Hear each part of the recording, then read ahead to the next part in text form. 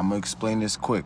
Please don't give me no copyright. When you got sugar, you got three main bases of sugars. You got galactose, you have fructose, which is actually naturally occurring in your fruits, and then you have glucose, which is naturally occurring in your vegetables. So that your fructose, your glucose, or your vegetables only yield 9,000 angels of energy. The only way I can heal diabetes 1 or 2 is by way of fructose. When you get somebody with diabetes and they're insulin dependent, you have something called the islands of Langerhans. So they'll say that sugar raises the glucose. You a glucose load on fruits, which is a total lie. 3 diabetic patients that I've had that had 1 or 2 hyperglycemia that had or diabetes mellitus, we healed on an all fruit diet.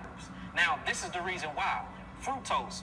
When you eat fructose, fructose bypass the pancreas. The pancreas has something called the islands of Langerhans. You have the alpha cells, which produce glycogen. You have the beta cells that produce insulin. Then you have the delta cells that produce something called somatostatin. Somatostatin is a mixture of a growth pituitary hormone, and it's mixed with glycogen again.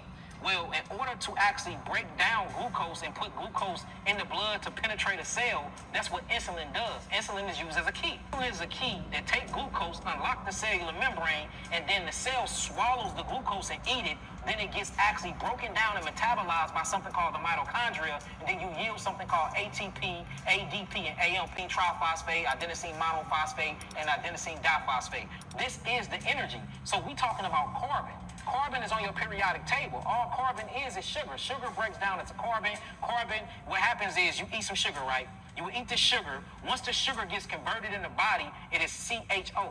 Version is it's taken out of that hydrogen because hydrogen is acidic.